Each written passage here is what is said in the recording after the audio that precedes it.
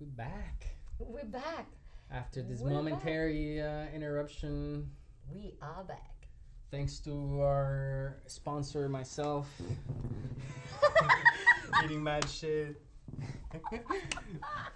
Owning up. Owning up. Taking Yeah, responsibility. what else am I gonna do but own up? Yeah. It was me, it was my fault. Mm. I admit it. Wow, only so many more people would do that. Yeah, it's like not, it's right, it's not as big as of a deal. I mean, I guess some people, what's worst? Not saying anything, just kind of like ghosting. That's definitely worst. So, own up to my mistakes. Mm. I admit it. I haven't had a couple days. And I also admit that I'm gonna stop being a little bitch. I get my shit together. Yeah. And that's it. Keep walking, going. Mm. Get up. Walk again. That is the law of inspired action. Is that one of the 12 laws? Mm-hmm.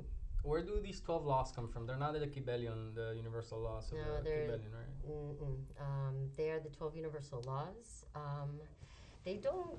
Of It- Epiphany? No, I cannot take credit for that. No, they have been around for a very long time. They come, like everybody knows the law of attraction, right? So Mhm. where does the law of attraction come from? Who created the law of attraction, Right? right? So the law of attraction is one of the 12 universal laws. And what I find fascinating is that there's so many people online these days selling packages I'm going to teach you the law of attraction and you're going to manifest all the things that you want and da-da-da-da. And I've actually, like some of the ones that don't charge, I follow the course and everything, but nobody seems to mention that the law of attraction is one of the 12 universal laws, and that if you really want the law of attraction to work for you, you got to use the other 11 laws in conjunction with it. Okay. Mm-hmm. Like there's the law of oneness, the law of polarity, the law of cause and effect, which is the law of karma, the law of rhythm, which is the one I was talking about earlier with the pendulum, the law of inspired action, the law of compensation, the law of oneness. That's 7 of them, and when you start learning them, a lot of them are common sense, like Yeah, for someone that's already in the spiritual realms. exactly, even in the religious realms, because a lot of those laws coincide with, like, let's say they coincide with the 10 Commandments.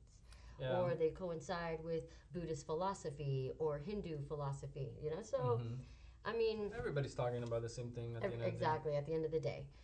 So, what was I saying? Oh, the law of inspired action states that, when you have the vision, like you, in this case, you're like, I'm just going to stop being a little bitch about it and do it, So now you've come to that realization, and now you're going to take the inspired action, just get it done.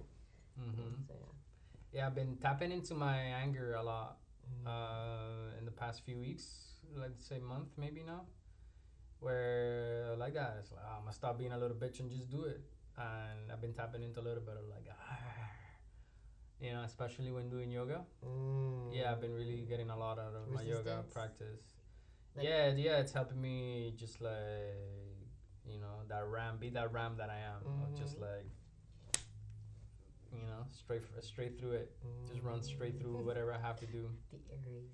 Right? The Aries in us. Yeah, it's like one thing I'm definitely not lacking, I would say even overflowing, I think for all Aries, is courage. It might get a while to get there, but once you're there and once that flips, once it clicks within us, and I'm speaking for all the Aries, pardon me. I'll speak for myself. Once I'm there and just that clicks, it's like I'm doing it. It just happens. Like all the fear, everything just goes out the window. It's like, fuck it, just do it. Just do it.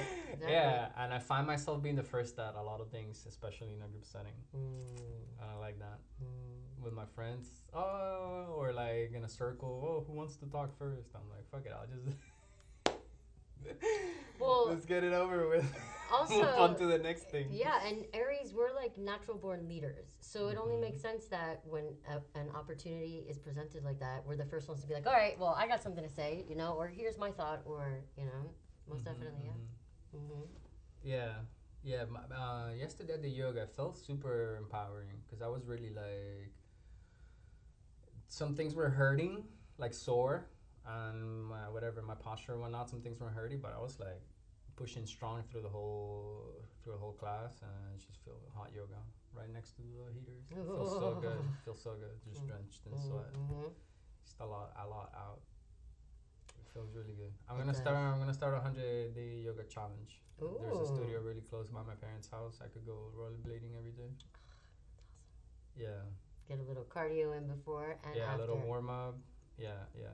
I want to do 100 days straight, just for myself. Little myself challenge. I aside from Casamana Bliss, there's another studio by the house, Anatura, and they practice Raja Yoga, which is a little bit different, and I really like it. And they practice in a heated room, which I've never been a fan of hot yoga or heated yoga, for the fact that I feel that, at least for me, I sweat enough. I don't think I need to lose more water on top of what I'm already losing, but I gave it a chance. And it was probably one of the first yoga studios that I've gone to where halfway through the class, I was, pardon my French, motherfucking the instructor, because I was like, bro. But that resistance was telling me there's work here for you to do. You know, because in other classes, yeah, they're challenging, but not as challenging as not the challenge that was put in front of me in this studio. So I was like, oh, all right.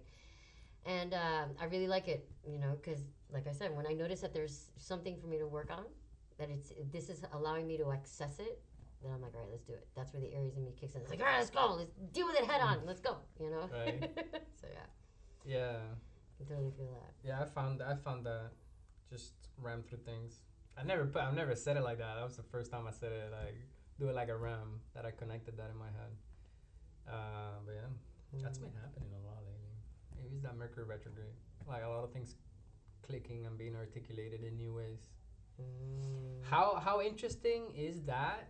Like, the articulation of internal processes, how important it is to integrate whatever's happening within us from the subconscious realms to the conscious realms, and how language makes a bridge for that. I sort of learned that through like studying hypnosis. I got certified for hypnosis a couple years ago. You're just now telling me this? I don't practice it, but I kind of do. It's my long life, quote unquote long life. I'm a baby because I was reborn 6 years ago. Always super interested about like language and the effect that it has on us. And I it's the first time I'm articulating that the way in which I just did, even though I already knew it in internal levels. But yeah, the articulation of internal processes, or new articulations of internal processes, help us integrate those processes to our conscious realm. And yeah, I don't know why I said that. It's a very interesting point and topic. The integration is important, and the fact that we have the awareness to like catch it is like, oh, you know. And there's her name. Have you heard of Caroline Meese? No. She's an amazing woman. She is a medical intuitive. Well, she used to be. She was one of the first medical intuitives ever. Back in the 80s, this woman was talking about energy associated, like bringing it together with like the different phases of humanity in correlation to like root chakra trauma, you know, and all that stuff. And one of the books that she's written is called The Secret Holy Language. And she speaks about how, you know, the words that we use are very important, because let's say, think about how you used to speak before you started coming into your awakening, the words that you would use. And now think about the vocabulary you use now, right? 5 years from now, our vocabulary is going to be different because of the conscious state that we're going to be in. And it's really amazing to notice that, you know, and it brings me to the power of words, the words that we use and the vibrations that they omit. That's why Sanskrit to me and mantras yeah. I'm fascinated by, because Sanskrit is a phonetic language, and the way that it was created was so that the tones that you speak have an effect, not just mundane words, you know what I mean? And then if you really look at the words that we use in society and you look at the etymology, which is the study of the word and the root of where it came from, you really start to sit back and you're like, whoa, I've been using this word unconsciously for so long, and now I know the real meaning of it. And I'll give you a perfect example. Very rarely will you ever hear me say good morning to anybody. Oh yeah. Because me as well as me. I love to say happy grand rising, because if you look at the etymology of the word mourn, right? Mourning, all right. The root of it is mourn. Well, what is it to mourn? Is a saddened state of a loss of something. So if you think about how the English language was created and the uses of certain words, I mean, yeah, it has other meanings for it, but the main root meaning of is that. So why would I say good morning to somebody on the dawn of a brand new day that we've been gifted? A new day for new ways, a new day to strive and see the beauty that's been created all around us, So that's one of the things that I love to study is etymology. And when I got into the study of etymology, my vocabulary changed. And from my changing my vocabulary, I've reached a different state of consciousness. Not just through that, but through other things that I do. And simply becoming aware that the language, the effect that it has on us, that in itself is a step, an expansion of awareness. Yeah. And it goes even a little step deeper. So when, there's certain words that are in our vocabularies that we've been so accustomed to use for so long, so along with the study of etymology, I love to study frequency and vibration. And all the words that we speak carry a certain frequency and vibration. Now, when it comes to being the creator of our reality, what you speak and what you think are basically seeds that you're speaking out into the universe that you're planting, right?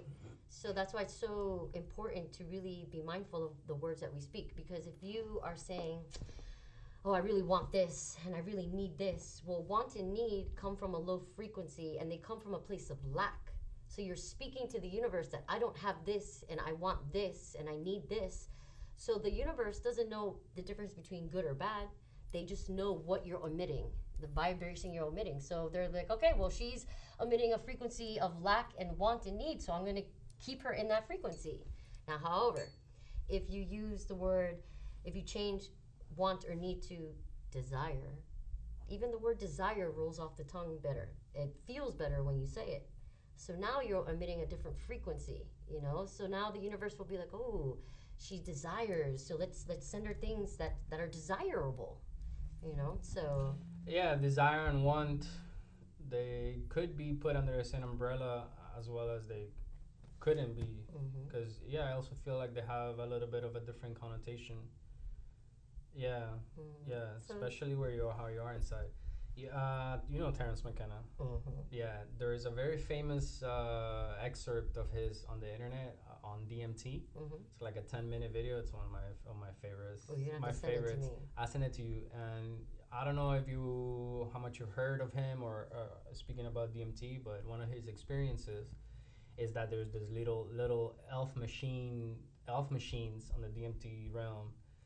That are bouncing around, speaking to him, just changing geometry. This is how I'm paraphrasing how he explains it. And these machine elves are like changing, like a kaleidoscope, changing shapes and speaking. And they're like, as they speak, these things are more of themselves are being created. And in the DMT realm, they're telling him, look at us, do as we're doing, do this, do what we're doing. And it's precisely what we're doing all the time. He never expresses it like this, but the way I interpret it is the DMT realm was reflecting back to him his enlightened awareness of that we create our own world. And these little machine elves in the DMT realm, that's all they're doing, and they're doing it in this mega geometrical, absolutely astonishing ways and shapes and colors.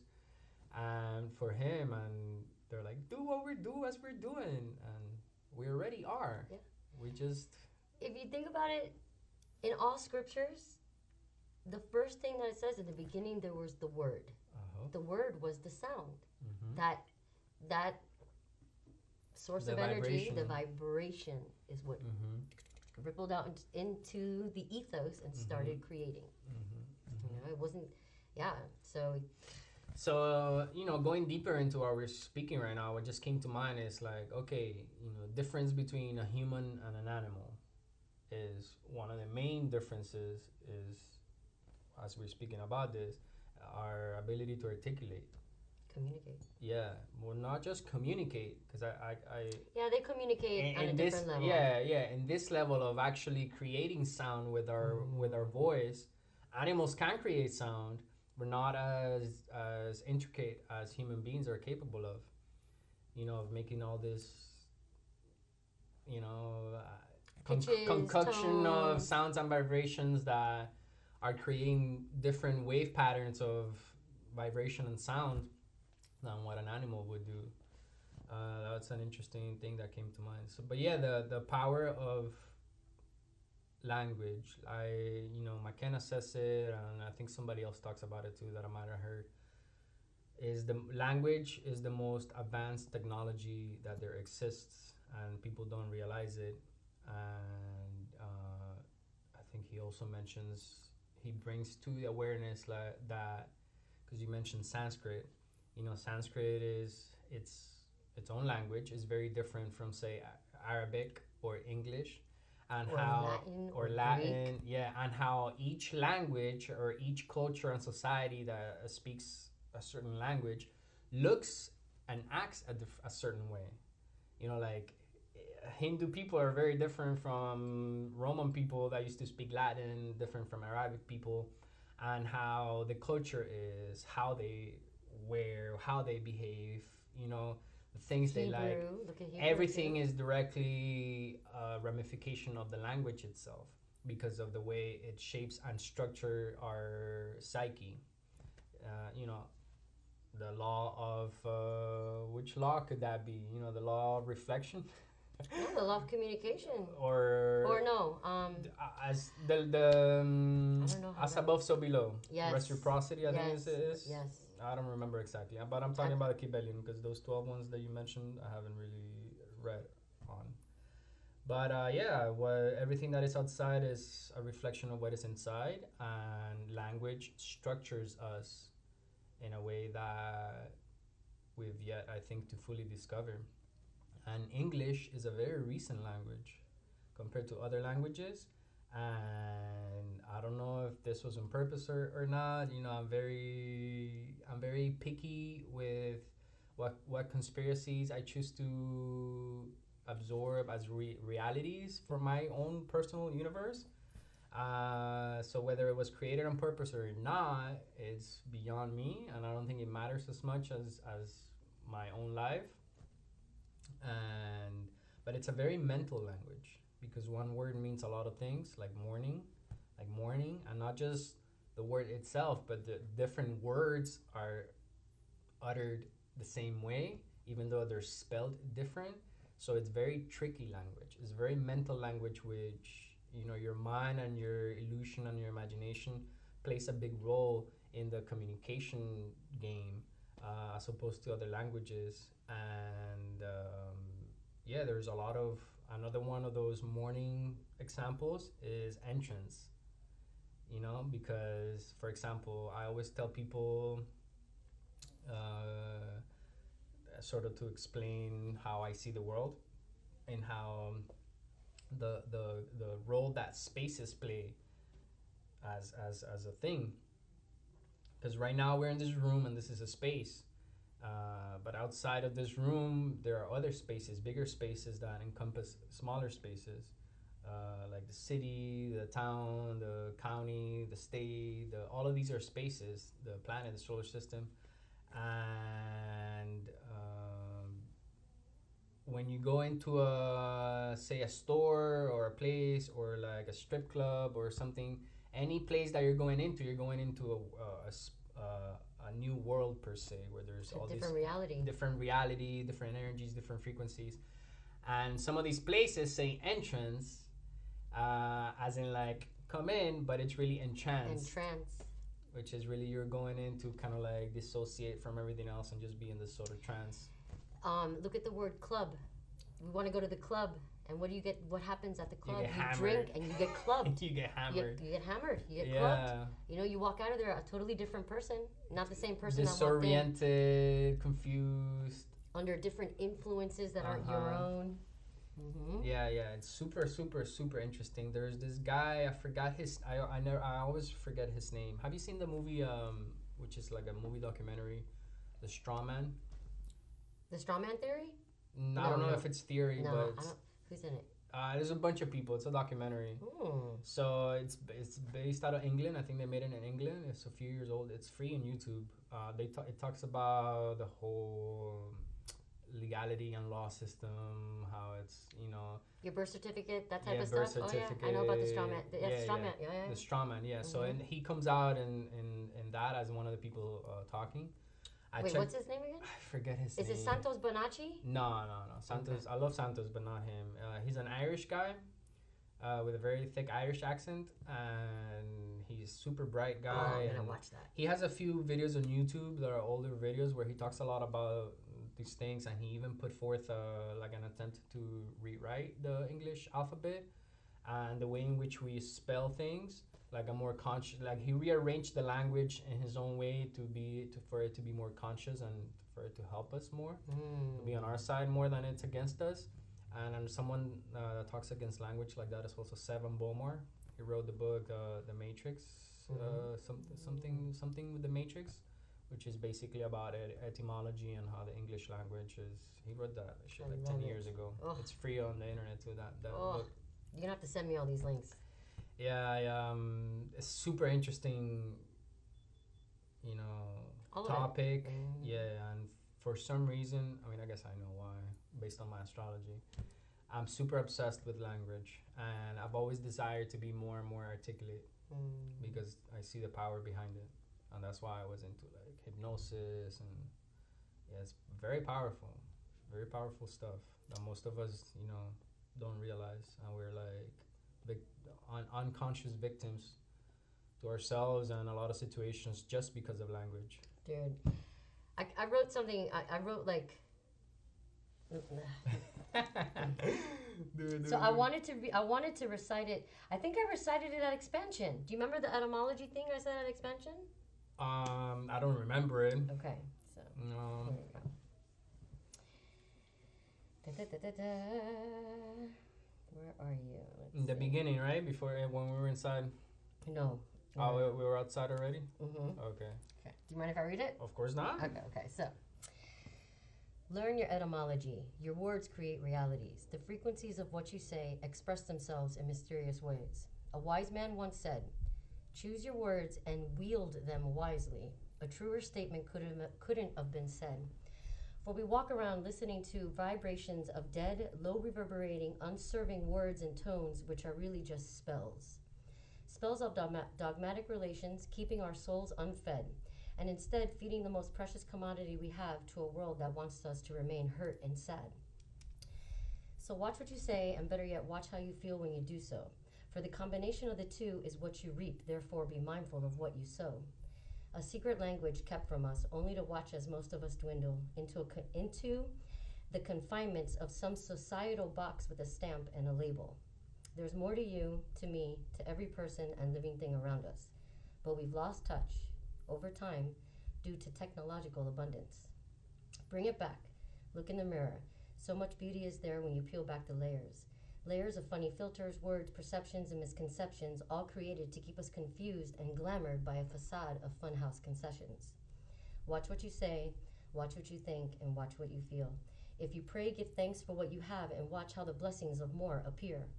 Look for the beauty, look for the joy, look to the community that's around you. Revel in the frequencies of love and gratitude daily to see how miracles will begin to surround you. We are powerful, more than our minds yet remember. We are limitless in a limited frame of mind. Be mindful of what you say, be mindful of what you think, and be mindful of how you feel. The life you are living is the frequency resonance of your internal universal field. Aho. Thank you all. Super powerful. Yeah, yeah, and a lot of times even knowing it, it's not enough. Mm-hmm. You gotta embody it, like you're saying when you were reading. Yeah, gotta wield it. How you're wielding it. Yeah, it's crazy how much conscious effort it takes to properly direct your energy, and that is power. That is the power. How we direct our energy. Yeah, yeah, yeah, yeah, yeah. Yes, definitely. Yeah. Especially in the world today where there's so many distractions that are, it's so easy for us to just be like, oh, and let our energy be taken for us. And what we don't realize, like I said there, that our energy is our most precious commodity. Mm-hmm. You know, because our energy creates. That's the power, like you were saying. Yeah, yeah. That's why I want to do more yoga. That's why I am doing more yoga and I am doing this lifestyle changes. Because knowing it's not enough, and the real work is doing it. Well, you know, in yoga we say you can come to the mat every day, but the real yoga is when you step off the mat. Can you apply what you learn in your everyday life? Uh-huh. We can go to many trainings, spend thousands of dollars with coaches and trainings and stuff, and that's great. But unless you apply what you learn, you're still sitting. Yeah, in the is same it spot. being embodied? Yo, real talk. Real talk, yo. Real talk for real. It's true, and personally, I'll admit that for years, you know, like, you know, my awakening was like 6 years ago, my spiritual awakening, and it's like the floodgates open. Isn't that usually how it goes? The floodgates open, and you get this bath of consciousness. It's not a bath. It's a flood. It's a flood. You know, and like there's an analogy for the flood stories in all the civilizations in the world. Was it a real flood that happened 12,000 years ago or not? Or is it a metaphorical? And to some degree, we are going through a flood right now. You know, this collective rise of consciousness is the flood that. I really think that... I was going somewhere else with that, but it doesn't matter. Go ahead. I think as humanity, we take our scriptures too literal. Way too much. Way too literal. It's like, oh my God, we're expecting literal water to some... Yeah, like, no. Like... Everything is an analogy, it's a metaphor. Everything is a description of an internal process. Made into a story, made into an analogy. Yeah. I learned that super quick. You know, it went from aliens to in like 3 months be like, oh, we're all one, everybody's talking about the same thing. Okay, nothing else really matters after that. You know, and it's like, oh, this is where I was going when I said that. It's like it was a flood, and then it's literally been 5 years of me accepting, integrating, and embodying all that, everything that came in such a short time. That's a lot. Yeah, and it was last year around June or July. It was eclipses in Cancer. It was a very profound time for me. I was going through for like 2-3 weeks. I went through like this major heart opening experience for like two solid weeks in a row. I was like, my heart was like this, and like I would be crying in the shower because I would be having amazing realizations, and like it was an amazing time, and I was getting a lot of downloads in the form of short faces, and this one came through where awakening is realizing you're a flower. The real work is allowing yourself to be one. Yeah. Because that's what I was feeling. That's what I feel. It's been the real process for me has been allowing myself to be a flower, allowing for the energy to just flow free and just be myself effortlessly. You know, because I am a flower. Hold up. But I get so in the way of myself. Oh man. Okay, so I don't mean to interrupt, but okay. Going back to etymology, right? What are we? We're human beings, right? So let's break down the word human, right? Hue, Hue, is light. There's even a company named Hue, right? And man would be physical manifestation of.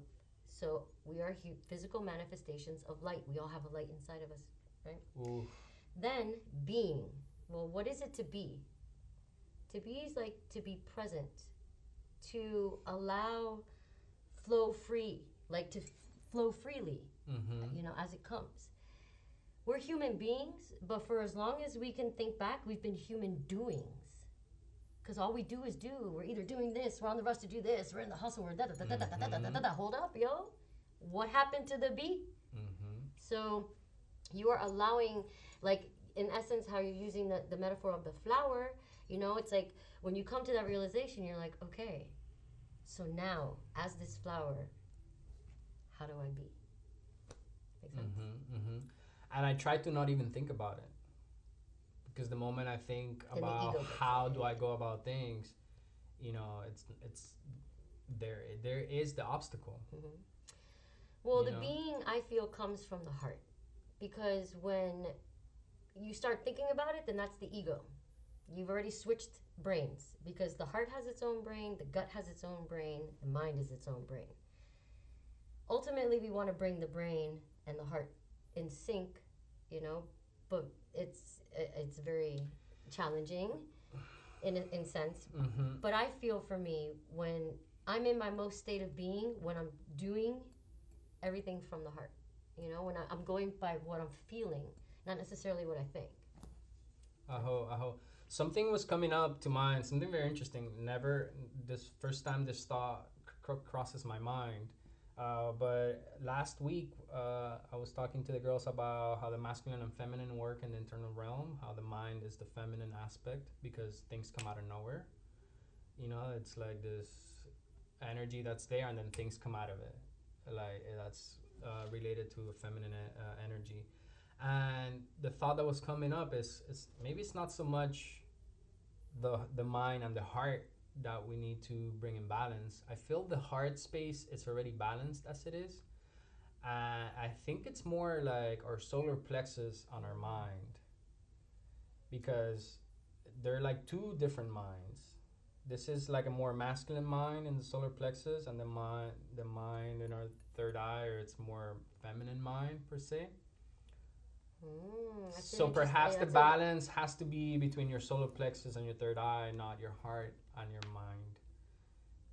Yeah, like when both your minds are in balance, then you can go into the heart effortlessly. And this is amazing. Yeah, so, because the mind has a function, and it's a positive function. It's when we engage with it in like, how am I going to go about this, that we interrupt the natural flow of things. You named 3 minds. The Sacred Trinity. Right? There's a Sacred Trinity in everything, right? That's what just came to mind when you said that. Because if you think about it, like I said, the Father, the Son, the Spirit, right? But when you think about, okay, so I don't know how I correlate it, but yeah, it's just an interesting thought. It's just an interesting thought that came in. Yeah. Real talk. Yeah, because what role does the solar plexus play in our internal space? Well, the solar plexus is the place of creation, no? Of forward action, no? More like, because it depends, because the sacral is also like sex creation, could be seen. Oh wait, I'm sorry. That's what I was thinking. Sacral, not solar. Yeah. I'm sorry. The solar plexus is the hara, like the interdimensional portal. Okay. In the chakras, that's how it's been explained to me and how I look at it. So, yeah, this is something I'm definitely gonna have to do some more studying into. Yeah, as I understand it, it's our action center. In some way, the ego comes from. I don't know if it does. Again, I'm not an expert on any of this. I'm just myself. And what I understand, it's our action center. It's our forward movement energy is related to Mars energy, or I related to Mars energy is where our identity comes from in some way. Wouldn't you say? Yes, no, maybe. It's okay. Maybe. I'm thinking that I'm not. See, I'm thinking. I feel that as far as the ego, I feel that the ego stems from up here. Um, Only because we live like, man, this is a very in-depth conversation that I don't really have I feel you. the words to articulate how I feel.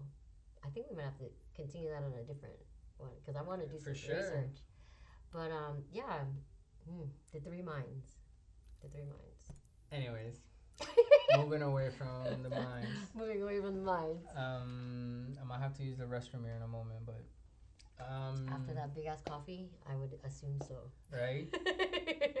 I gotta drink some water. I have water if you want. Yes, I would love some. Yeah? Mm-hmm. Just some water.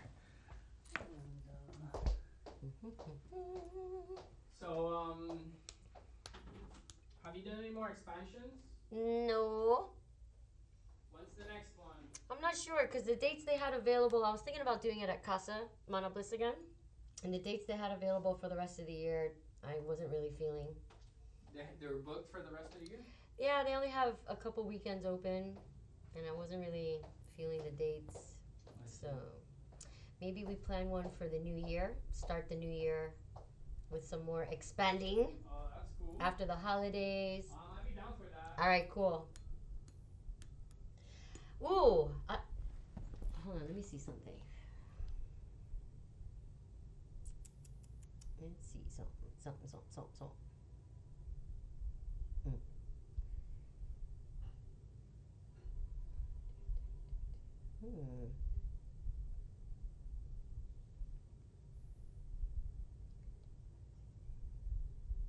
Oof. For some reason, January 22nd. All right, now I'm gonna have to. Don't mind me. I talk to myself all the time. So I'm looking at the calendar, and I was thinking January. I was thinking January 11th, but that's a Tuesday. But January 22nd of 2022, you know, is a Saturday. That's nice. So I'm gonna talk to them about that day. I like that. 12222. And when you add them all together, it adds up to the number 9. And that's like that is the first day of Aquarius season. Oh, that's perfect. Thank Right? you. Yeah. Oh, I love it. I'm gonna use the restroom. You didn't use the restroom? No. Thank you for the water. Yes.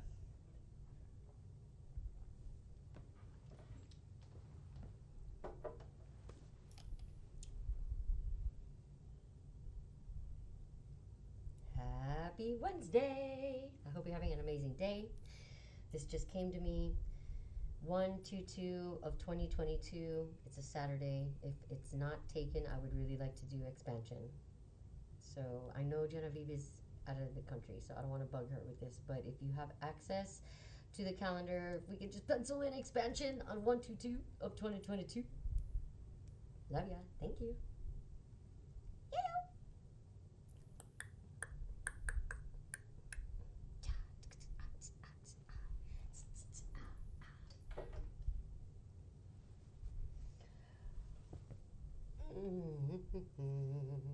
La la la la la. Learning etymology. Your words create realities. The words that you speak and say create manifest themselves in different ways.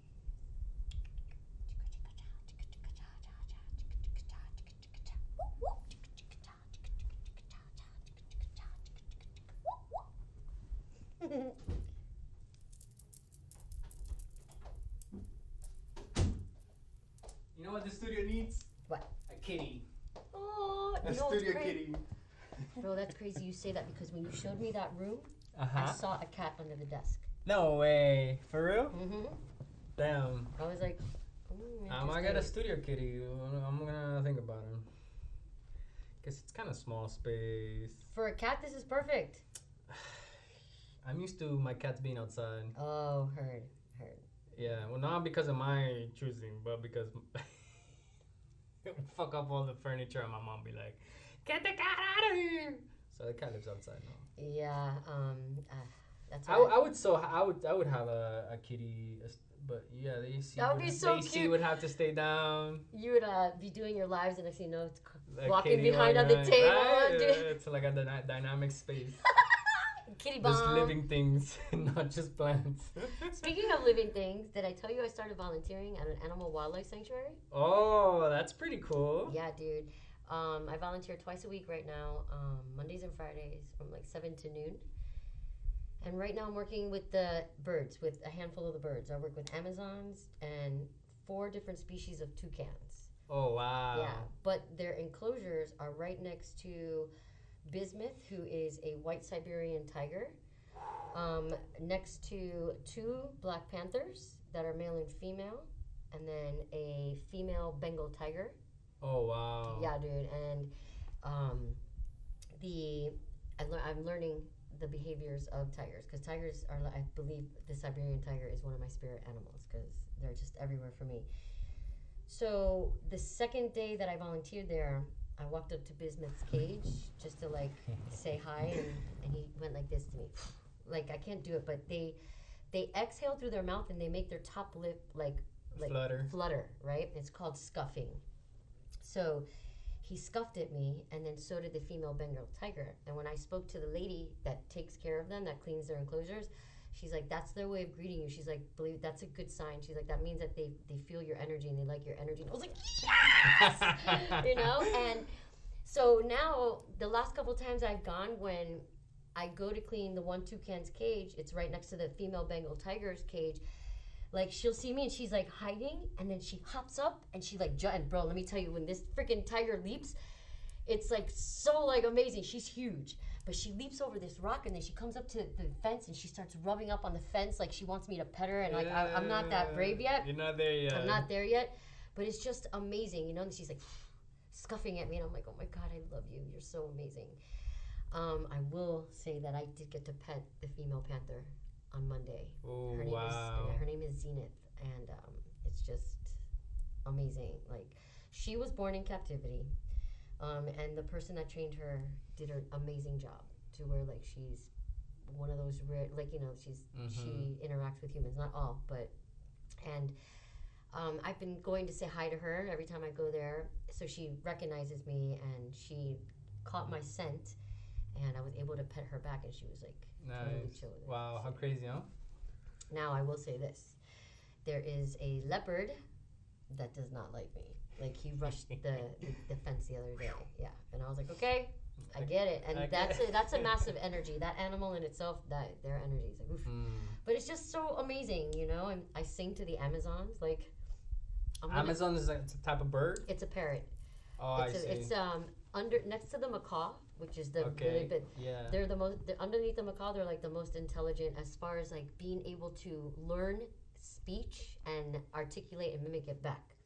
So I go in there and I sing to them. You know, I'm singing the whole time I'm cleaning their cage, and I have a goal. I'm gonna have these Amazons oming in 6 months. How great would that be to like walk in somewhere and these parrots are like, oh.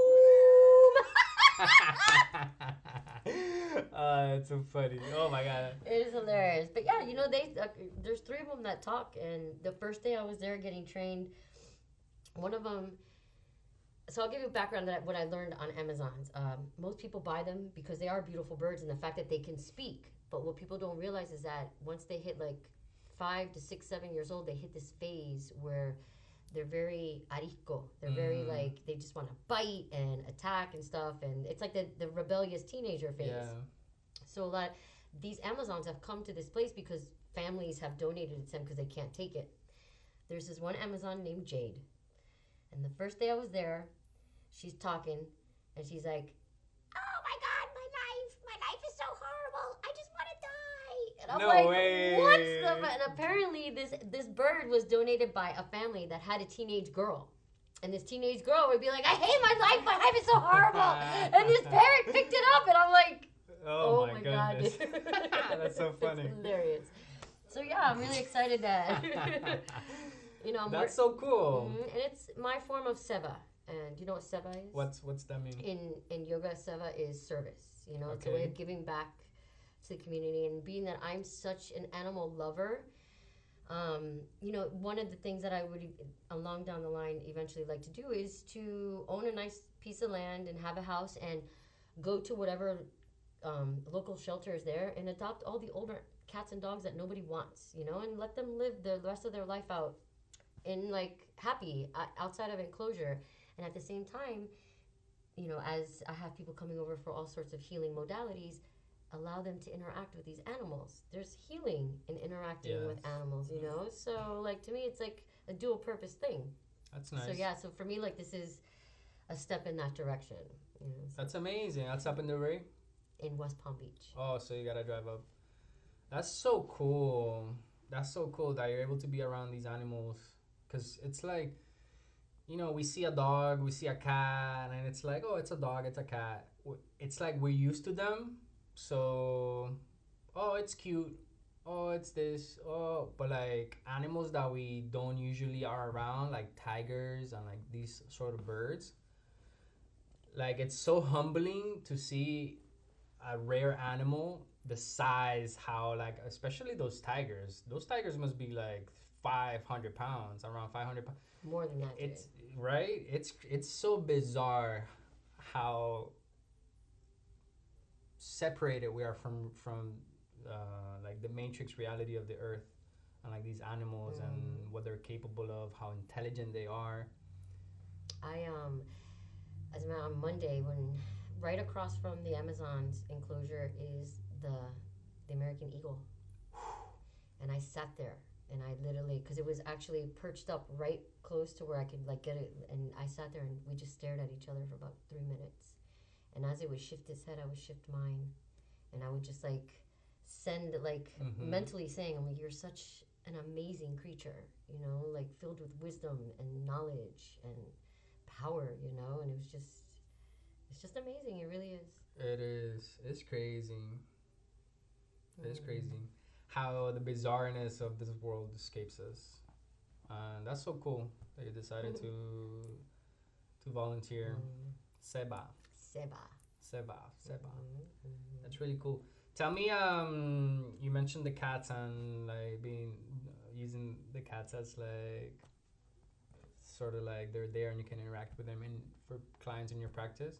You've been telling me of something new you're cooking, some form of new therapy or something. Well, you're talking about House of Harmony? Yes. Okay, so House of Harmony is basically a sacred space where you could come and attune. And not a tone, but a tune.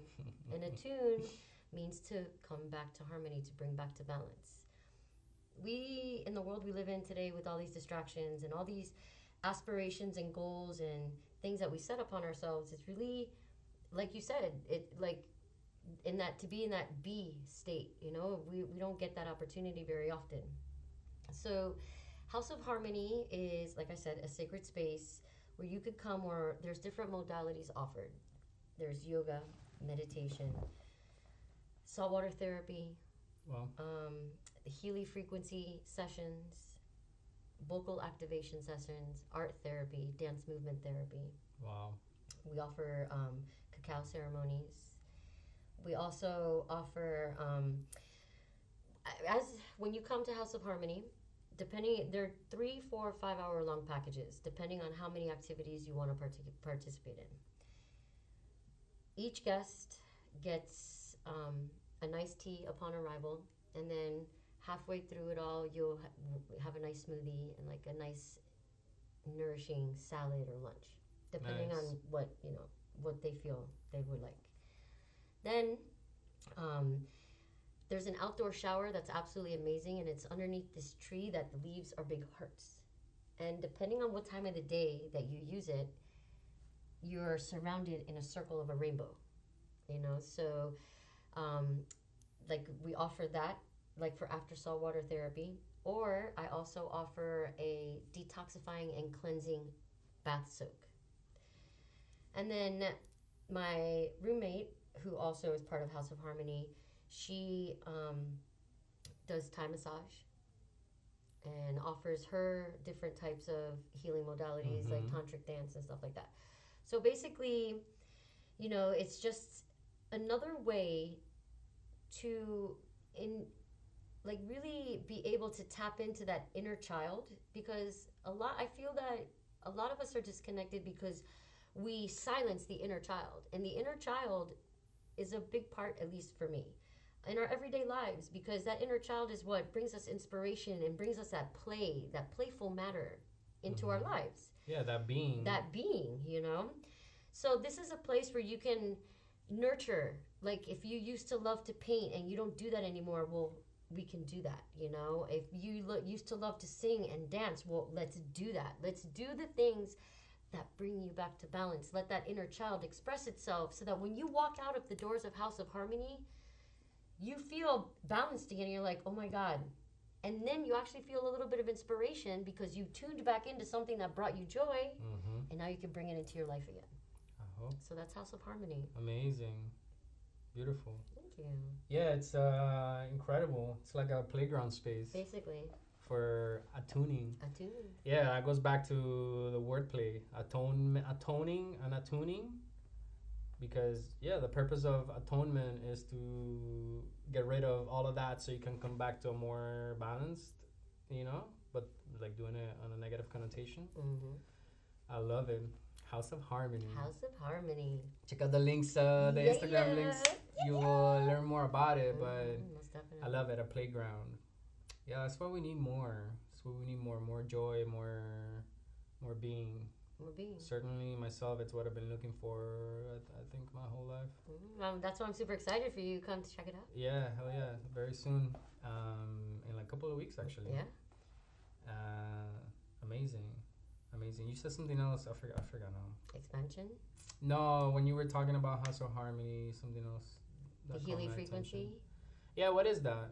So there's a little device. It's about the size of a little iPod. And it's bioenergetic frequency healing. For those of you watching that aren't familiar, all of our body systems within us all resonate at their own frequency. Our nervous system, endocrine system, digestive system, all of that. Now, there are times where in our everyday lives, our systems come off balance, and they manifest into physical,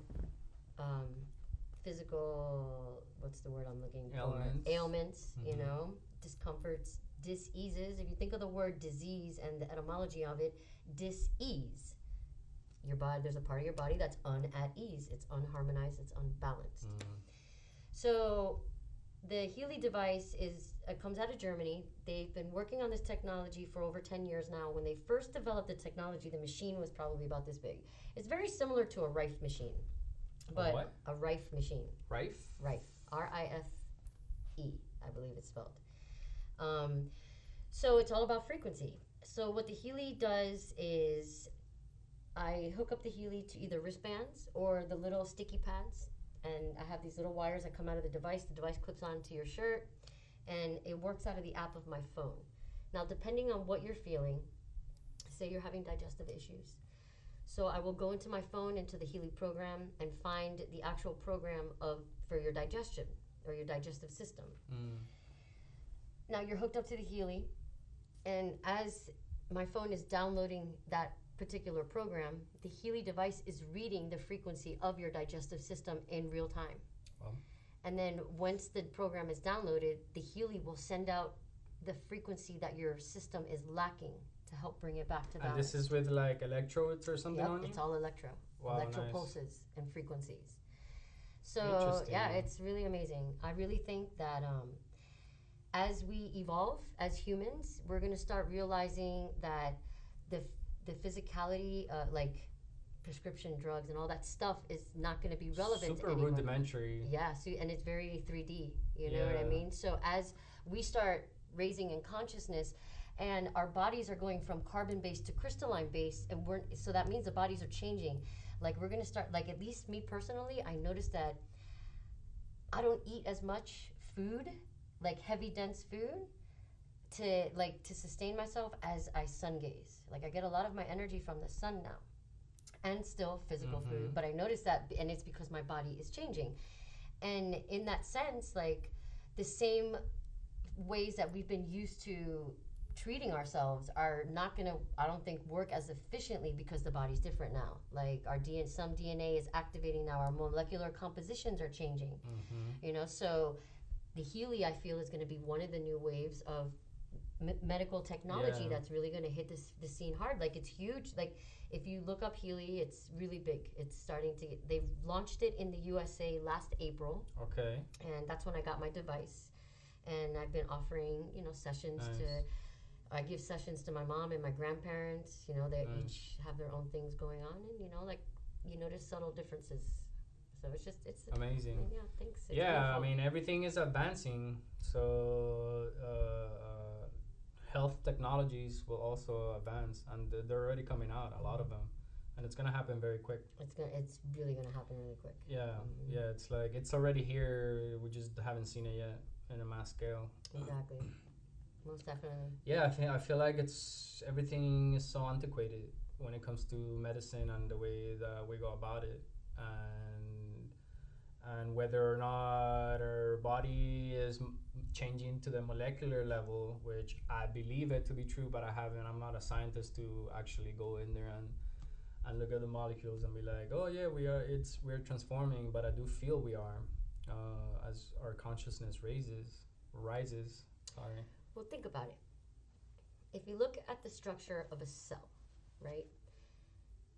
Each cell is intelligent. Each cell can hear what you feel and think, you know, and it has its own job, so to say, right? Each system in our body, like I said, resonates at its own frequency. So all those cells in that frequency are resonating to whatever particular unique to that consciousness of that system.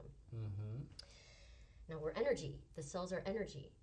So as the shifts in energy happen around us and the energy levels are different, they affect our cells differently, and our cells adapt. Like by nature, we adapt to changes. Like there's two things that are definite in life, and that's death and change, you know, and we're constantly evolving beings. So for me, it only makes sense that if as above, so below. If it's happening around, then it's going to be happening interior too. So that's just how I feel about it. So from we're all one, and as above, so below, the fractal nature of the universe. What organ or system do you feel us human beings on Earth are cells of? Did that make sense? Yes. What organ do you think we are cells of? I really feel right now, as a collective, we're displaying organs of an entire being, because everybody's resonating at a different frequency. As far as like, if you want to say that each organ is associated to a chakra, right? Because technically, each organ system is associated to a chakra. So you think we're an entire being? I think right now, because there's some of us that are operating from a root chakra level. There's some of us that are operating from the sacral, some from the solar, some from the heart, some from the throat. Okay. Some more specified to say us here in the United States. Because even here, it's a mix of all. Because there's some of us that are still activating from a very primal. Yeah, and like people from a lot of different places come here also. So what would this be then? What part of the body do all cells go to? The gut, the stomach. The gut? That's where everything mixes, right? Yeah, you know, everything's mixing right now, you know, and that's an interesting question to pose. It really is. I like that question. I really do. Yeah. It's good. Yeah, because, you know, true, I guess all human beings, I guess we're an entire being.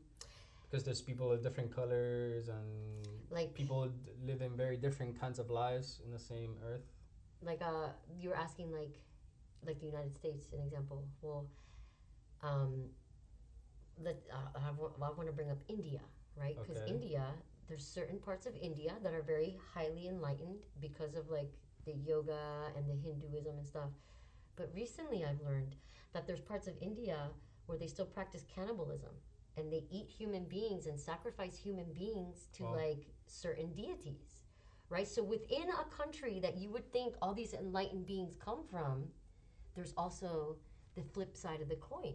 Mm. You know, so like it's very interesting. Like I really believe that like just there's so many different energies and systems being active on the planet right now. I'm gonna play devil's advocate here for a moment. Okay. And ask the question: what determines whether a way of life is enlightened or versus another way of life?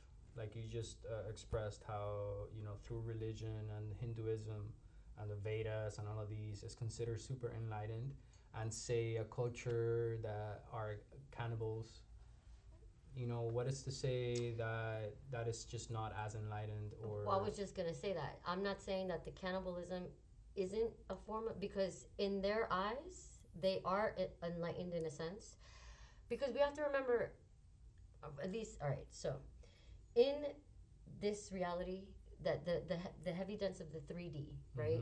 3D exists polarity, which is the yin, the yang, the light, the dark, the white, the black, right? Within religion, you know, depending on which, actually all of them, there's a light and a dark side to each divine source that you look up to. So there's not to say that there isn't enlightenment in what we consider the dark. There's a reason why they practice it. I mean, if you think about it, the powers that be right now with all these things that are going on, you could in a sense look at them from the dark side, but in their eyes they are enlightened as far as who they serve. You know, and the agenda or whatever you want to call it that is being, you know, put in place. You know, so yeah, it's like all roads lead to Rome. But they really do. They really do. They really do. I believe oh my so. God, dude, there's so. There was a TikTok video I recently saw that talks about the Romans and the Roman rule, that we've been under Roman rule for the last 1,500 years.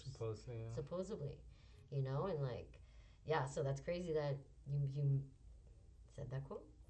Yeah, it's a thought I have often, where I don't know what goes on within me that makes for these thoughts to come up, but you know, it's like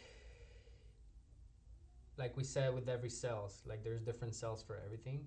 Like I really believe there's all the entirety of the range of the range spectrum of expression is present in the world. Like you would say in Spanish, hay gente para todo. Like there's people for all kinds of things. There's people out there doing things that you wouldn't even imagine in a whole lifetime. And I'm sure there's people doing those things. And what's to say that is more or less better, worse than anything else? You know, I feel like spirituality is in everything, because that's what we are. There wouldn't be anything else. It's just the range of experience is infinite. So every path is the right path. There are many paths to the truth, and there are many truths. That's the thing.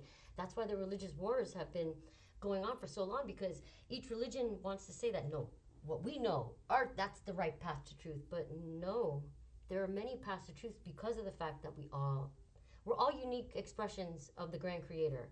And each expression is going to express itself differently in different ways. So there's many paths to the truth. There's many truths. Yeah, we're a little machinos to bring it back, to circle it back.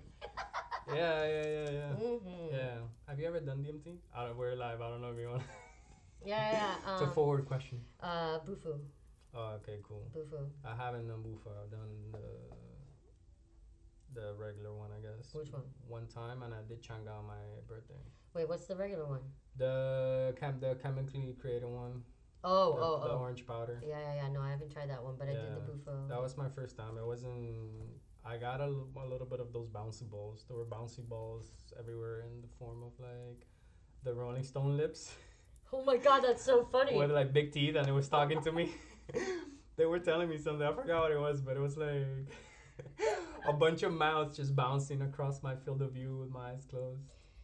Mine was pretty. And I've seen that smile a few years ago. It's a mushroom trip. Oh my god, that's so funny! Wow, my experience.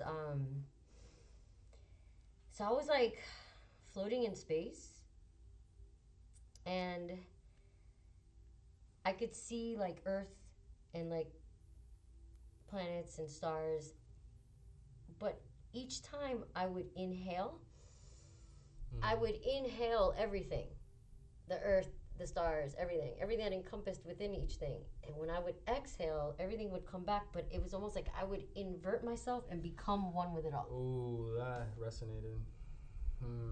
So it was pretty, and the DMT experience is not very long, you know? So it's like I had like 2 or 3 breaths of that, and then I started to like just slowly come back, simmer down and come back. Powerful. It was really powerful. Yeah. It's that resonated, that inversion, that like flipping inside out. That's an experience I've been feeling recently in the last, I don't know, few weeks, and I had it doing yoga like about a week and a half ago, where I was in downward dog.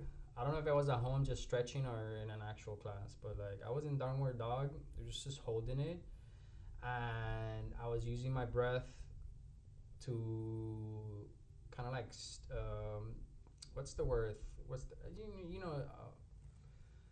So I was in downward dog, and I was using my breath to relax my body and allow the muscles to relax. And then on the exhale, I don't want to say I would do force, but I would use my mind to engage my entire body in the posture and like actually force the posture, the correct posture a little bit, like edging, just edging alignment, but with the exhale. And the more I exhaled, it's like the more everything compressed and came together. It's like back to a point, and at that point is where my body was most engaged, and then I would relax that as inhaled, and I would do that.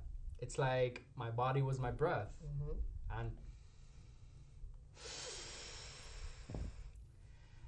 And that gave me a sensation of inversion of some sort, because normally we relax when we exhale, but in this case I was engaging fully when I was exhaling, and that gave me this inversion sensation about my mind and my body. And I related that to something I was experiencing recently before that, where I was relating that inversion feeling to some transits that were happening astrologically.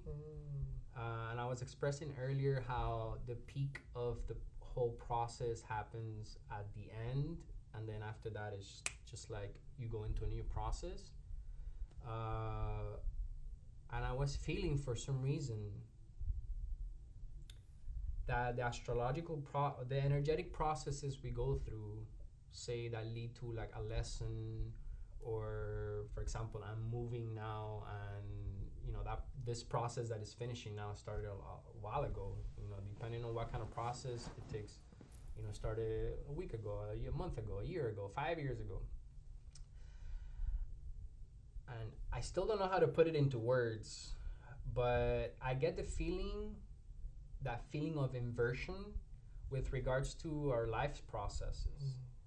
How the beginning of a process is really the end of the process in some way, or like at the beginning we experience some of the things that you're supposed to experience at the end, and at the end we experience some of the things you're supposed to experience at the beginning of the process. I don't know if this is making any sense. It makes total sense. But in my head, I was getting within me this last few weeks. I've been getting that feeling where like, oh shit, like when things get most intense at the end of a process, where things are about to culminate, it's like I can relate the experiences that I'm having to what I thought was supposed to happen in the beginning of that process.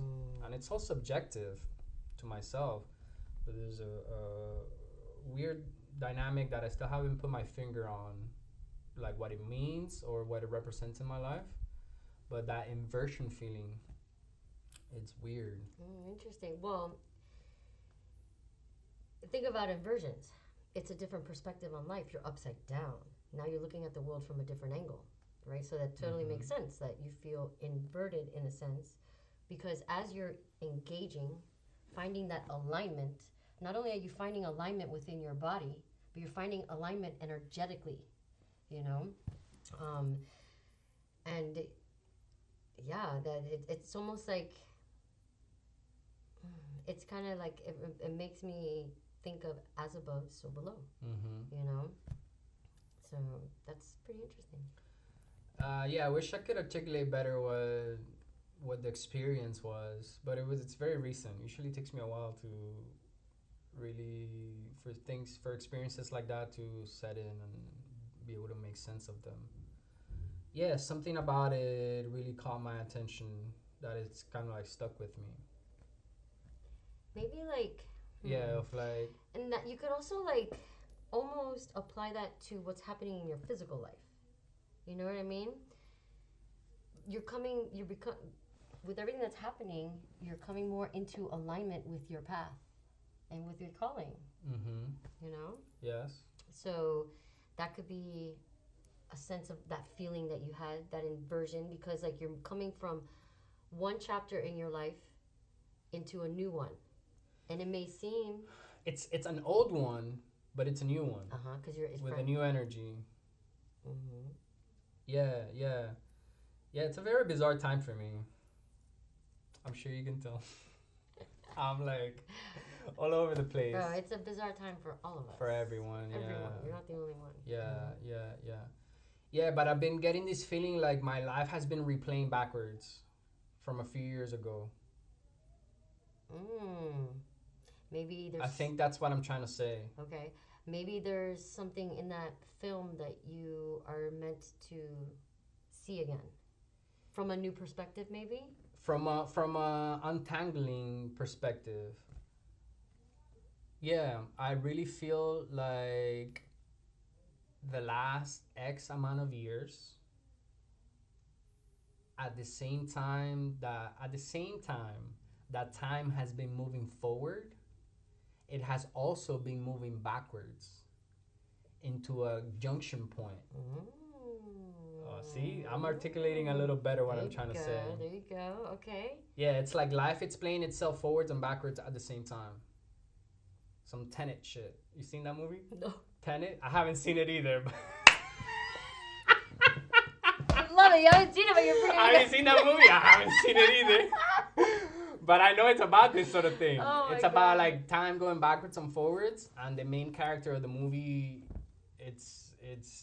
he doesn't know he's the main. He doesn't know he's like the boss of the whole thing until the end of the movie. But he himself decided to do this. Yeah, so it's the movie plays forwards, but there's moments in the movie where where scenes in the movie are backwards from the other perspective. It's a crazy movie. Fucking Christopher Nolan. Of course. Of course. It had to be, of course. Of course. Yeah. I gotta watch it sometime. But it's people describe it as very dense and like dense, slow kind of movie. Like you gotta pay a lot of attention and fall asleep a couple times. And it's like, hey, wake up. But yeah. You know, you mentioned entanglement, that you went like this, right? That makes me think that, you know how like we all create stories, you know? And like you say, like you feel like it's moving backwards, like things are happening again, but it's like maybe you're giving the opportunity to not only look at a thing from a different perspective, but to rewrite that story that you had before. Into the new direction. So that it serves you and it doesn't hinder you. That's how I feel. Yeah, it's a very bizarre feeling. Yeah. And it's been like multiple years in the making.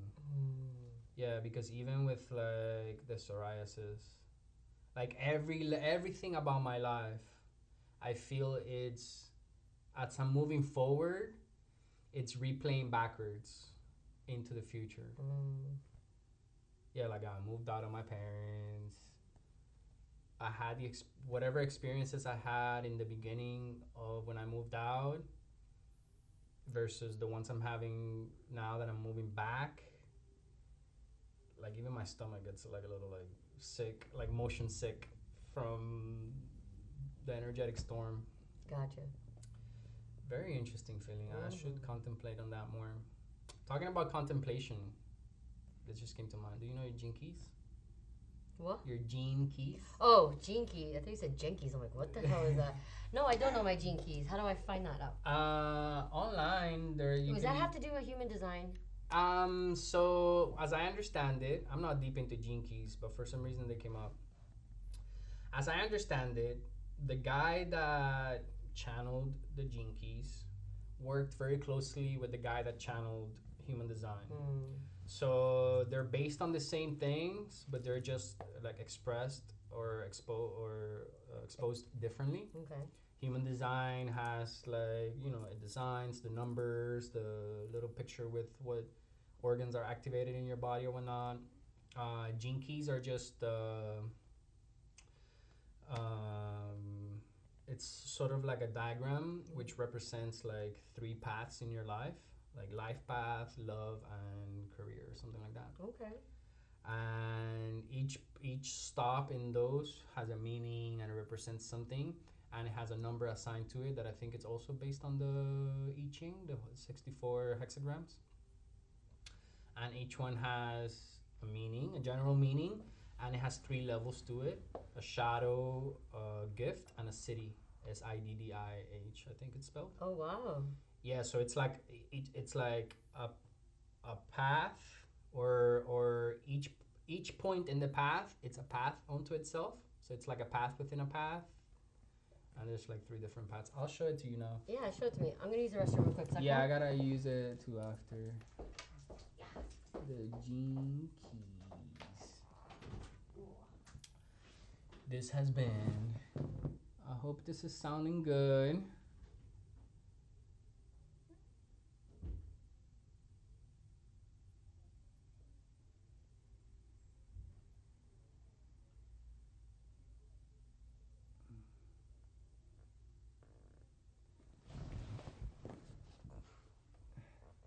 So today has been a crazy day, guys.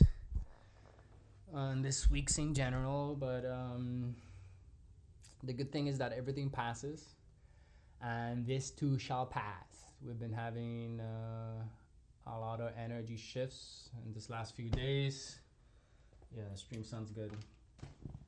So as Epiphanie comes back, I'm gonna take a moment to talk to you guys, to whoever's watching. Thank you for tuning in, guys. My life is finally settling a little bit. I've been in the process of moving and rearranging some things in my personal life in the past week and a half or so. And within the next few days, I'm going to be fully settled in to my new space. And it's going to show a lot here in the channel, making a lot of more different creations and touching up on a lot of details about the streams and everything. Which is nice. I bought the book on Audible. Oh yeah? The Gene Key book. It's long. It's like 30 something hours. Oh, you know what? I have free credits on Audible. Yeah. I should get it. Yeah, because it's great. Because he speaks for like 20 minutes on each Gene Key, and you can listen to yours. I spent like about a year ago. I spent a whole week listening to my life's path. First main key. I listened to it like 3 times a day, almost like every other day for a whole week, while I was like stretching or something, because it was speaking to me so loud and so clearly that I just had to like really listen to it, and it helped me realize something about myself. Oof. I'm going to share with you Caroline Meese's book on Audible about the anatomy of energy. And this is where she like. I have credits. Let me get it. And this is where I've been getting a lot of gems lately. This is the book where she talks about. She breaks down all the eras that we've been through as civilizations associated with the chakras of the. Oh, you were telling me about that. The anatomy of energy. I just sent it to you. I sent it to you through text. Okay, cool. And then the one you were talking about is Gene Keys. Caroline Meese. Is that one the first one? Yep.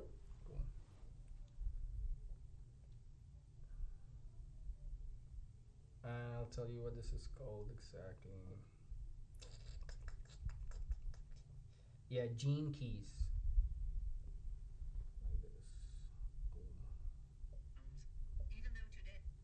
Jinkies. Yeah. Ritual Rudd. Super interesting. Let's run a profile for you here. Sweet. What's your email? I mean, this is, I don't know if That's fine. it's personal information. Yeah, that's fine. DJ. The whole world's gonna know. DJ EPIPHANIE at hotmail.com. E to the P to the I PHANIE. DJ Epiphanie. Sweet. I got the Jinkies. So where were you born? Hawaii. No way. See, I didn't know Kailua. about this. Yeah. Kailua. KAILUA. Kailua. See. I didn't know you're from Hawaii. See. What's your birthday? March 25th. Cool. Of? 77. Cool. I didn't know you were born in Hawaii. See? That's cool. 2:32 p.m. I mean, what year? What? 2:32? p.m. 2:32.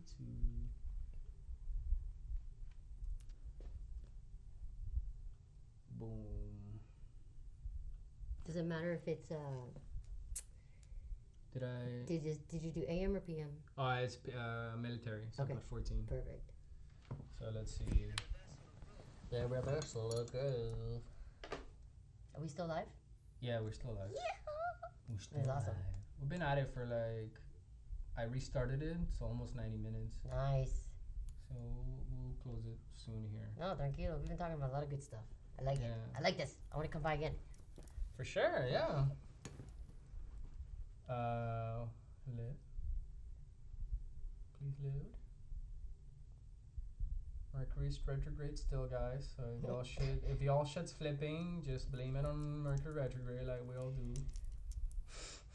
Blame it on the retrograde. It's not to blame it, but like it's. Hold on, I don't know what happened here. Let's do it again. It's crazy how it does. It affects technology. Yeah, it's undeniable. Okay.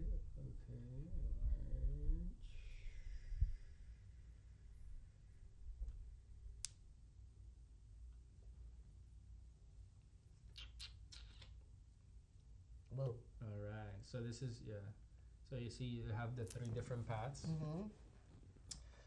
Eventually, I'll be able to show this online too, but I don't have the capabilities right now. Gotcha. So you have like the genius path, the love path, and the prosperity path. This is like the whole thing, how it looks. Whoa. And you see how each one has.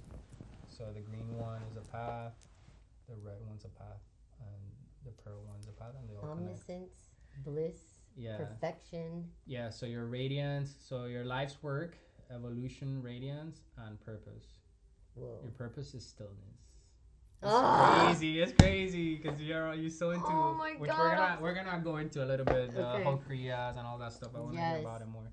And like your life works is the shadow of opinion, the gift of farsightedness, and the city of omniscience, of being everywhere at the same time. What? God. So it's Jinky 17. So on the book, you go through the chapters and you find Jinky 17, and the guy speaks for like 20 minutes. Oh, I love it. And what it means. So, for example, it's life's work. So, what you're here to do, Jinky 17. I'll read it out loud for the people listening at home. Sure. It says, your life's work is to consistently exercise your mind. You have an extraordinary mental capability that involves grasping the underlying structural principles of any field you enter, from running a family to mastering economics. Therefore, the first thing you have to do is free your mind from the responsibility of running your life. That is the job of your heart, and your mind is here to serve your heart. Once your mind is free from worrying about your life, its higher gifts will become apparent. You have a knack for organization, which makes you a much sought after commodity.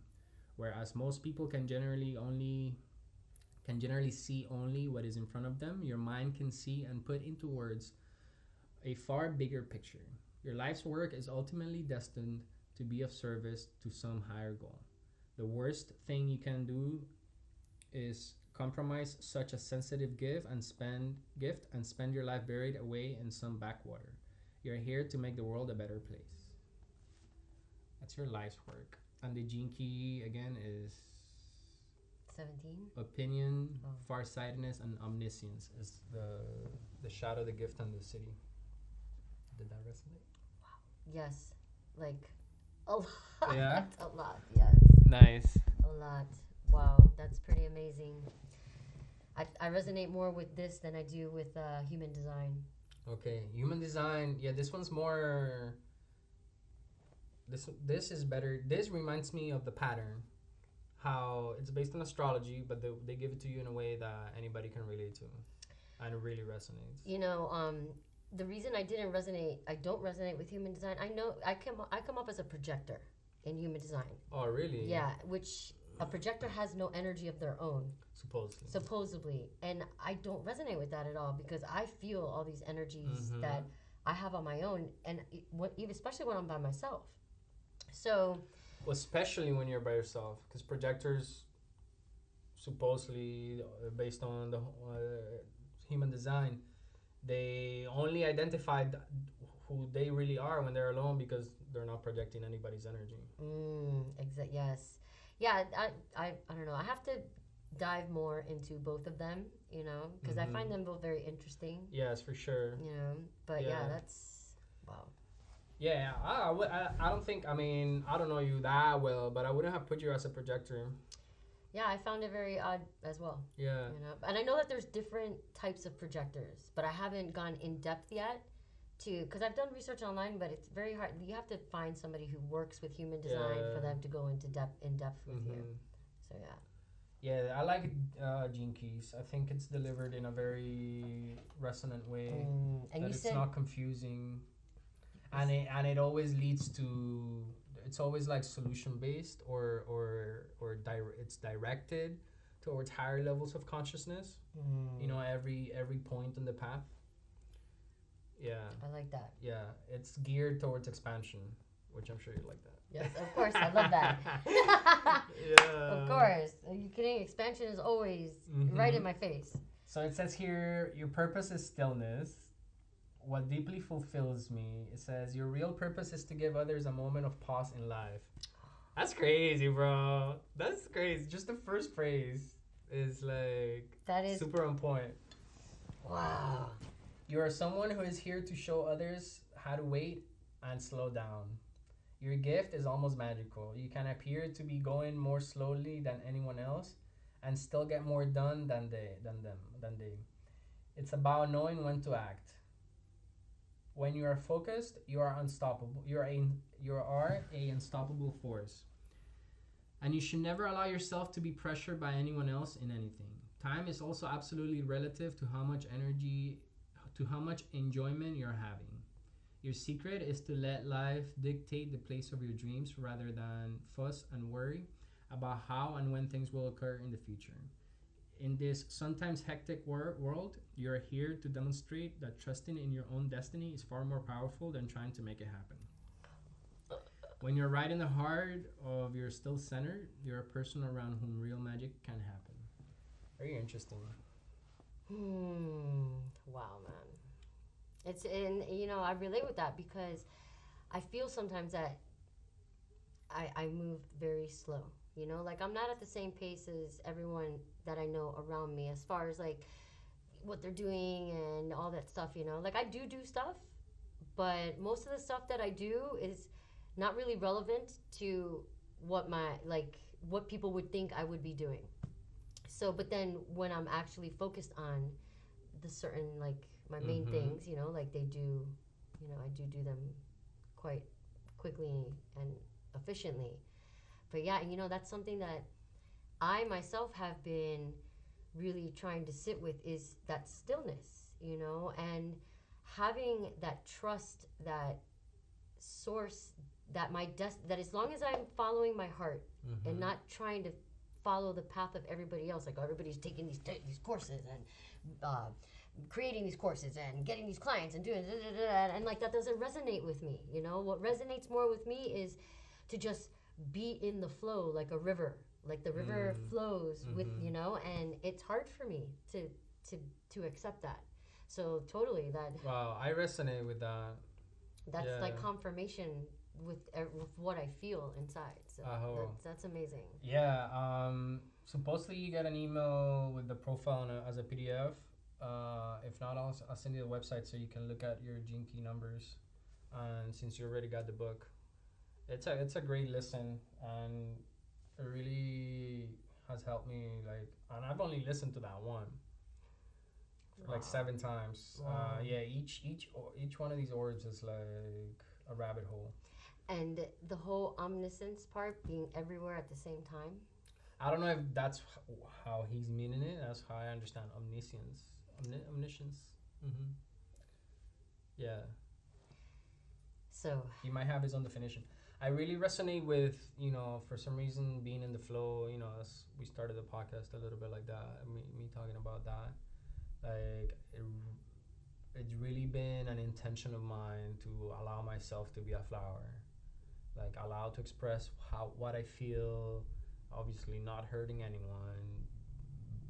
Being respectful, but like honoring myself, honoring my expression, my feelings, and take my own space and allow the energy to move freely in that space and be seen in that. It's been a process for many years, and it's been, like you're saying, difficult. And like to be my own person. I guess as an Aries, I'm sure maybe we have that in common. That's why I resonate with what you were saying just now. Like, I'm realizing now, I'm at 31 years old, that it's a waste of my energy to attempt to be any other way than how I am. And the pressure I have put in myself over the years has been so great. So much pressure of like wanting to do things this way because somehow I think, whether it's by programming or conditioning or influence from my parents or whatnot, like, oh, this is how I should be doing things. And then I'm not doing them that way, and I feel like shit, and that puts me in a bad place where nothing really happens at the end. So I've been really tapping into fuck it, in the sense of like, I'm like this, and I accept myself. I really feel that people like us are here to purposely cause ripples, go against that grain of the conformity that everybody else has been conditioned under. You know what I mean? Mm-hmm. That's what sets us apart, from with what we do, because we don't follow the norm, so to say. Yeah, we certainly do things our way. Mm-hmm. It's crazy. Mm-hmm. And goes hand in hand with the trust. I resonate a lot with that gene key. 52. I don't know. I might have that gene key. Okay, here's the crazy part. 52, turn it around to 25. And that's my birthday. That's a big number for me. Nice. 5 and 25. I took a picture of it the other day. Let me see. Do I have 52? I have 52, but in a different orb. What orb is yours in? In this one, in culture. I have 52 one in culture. I have 53 here, which is not that different. Or not. They're all different, but look, my life's work is agitation, shadow, initiative, and awakening.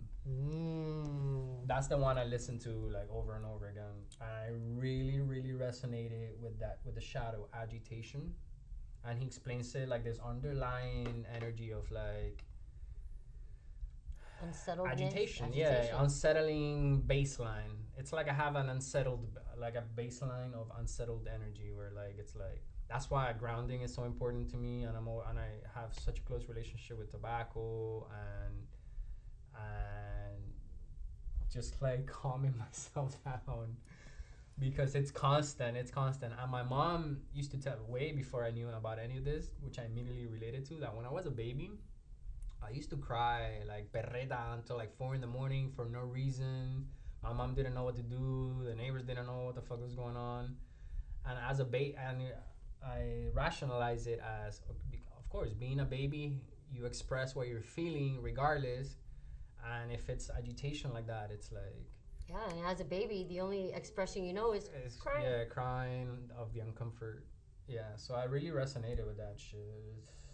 And it's helped me begin to direct it upwards into the gift and the city of awakening.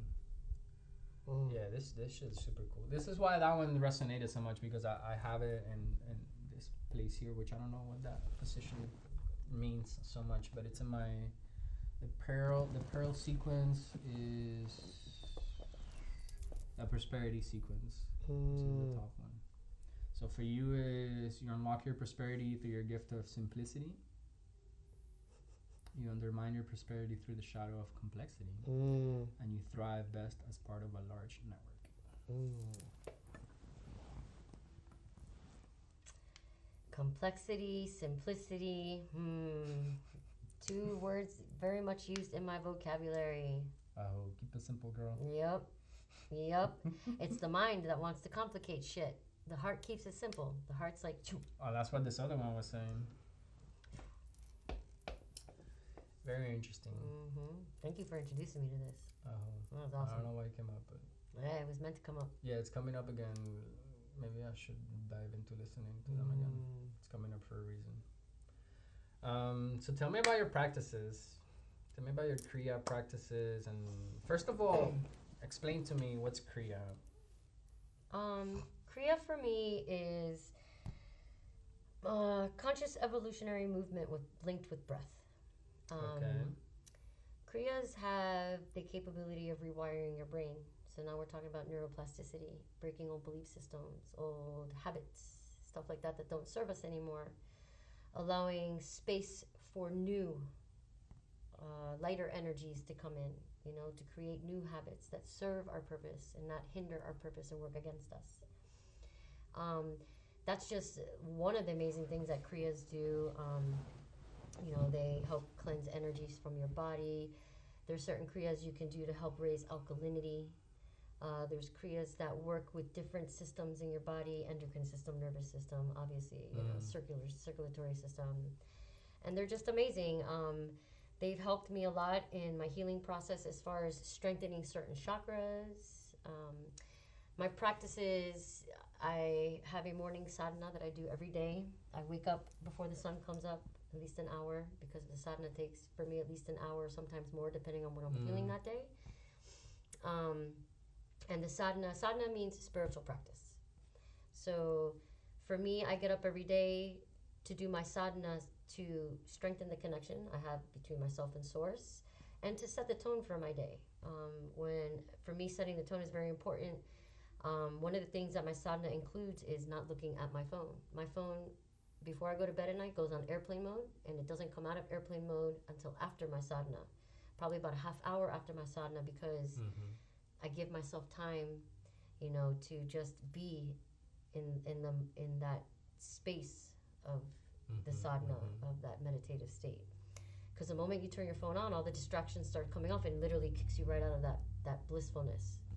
So my sadhana includes breath work, kriya work, mantra chanting, and stillness, and I also include some source code meditation methods in that.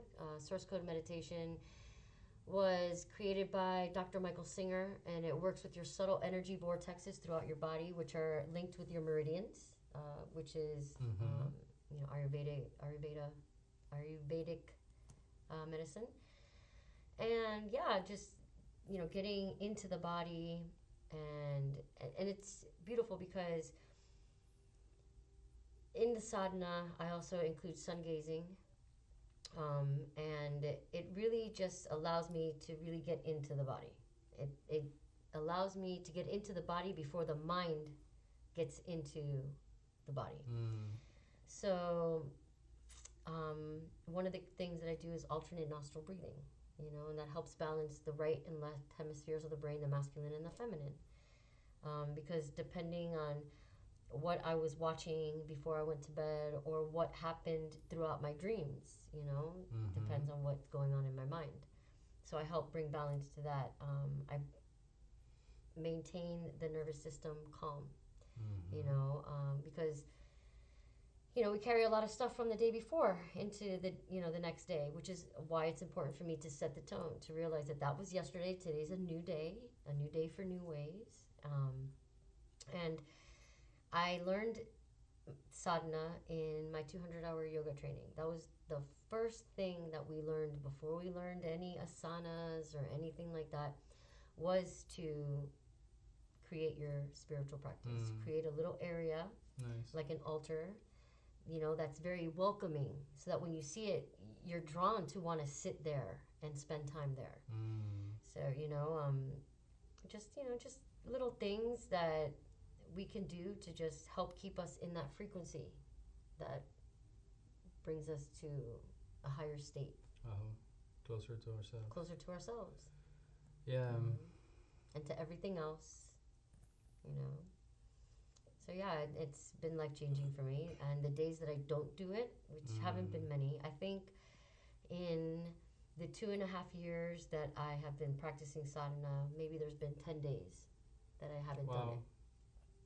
So yeah, and it always changes, which is a tall task for an Aries. It is a tall task for an Aries. Yeah. And it changes, really depending on what I feel when I'm practice changes. The practice changes a little bit. But the practice is always there. But the practice is always there. Yeah, that's amazing. And since I moved, which has been almost like 6 months now, at Casa Mana they have Kundalini Wednesday and Saturday mornings. Nice. And I've really dove in deep into Kundalini, and I noticed that before I even started taking Kundalini, I was already doing Kundalini in my practices. Yeah, they do a lot of Kriyas in Kundalini yoga. Exactly. Yeah, I practiced it once, I think, and it was interesting. It's amazing. And so since I've been doing Kundalini twice a week now, like going to the practice, the things that I've learned, like there's new Kriyas that I learned that I start implementing into my sadhana, and then like now, if I on the days where I really sit down and practice, like, and I'm feeling that I want to go through all the Kriyas, it's like an hour and a half, 2 hour long sadhana, because I'm literally like focusing on all the different systems of the different chakras and everything, and the way I feel after that is like nice. This crazy thought was just coming to mind right now, where it's a programming, mantras, kriyas, yoga.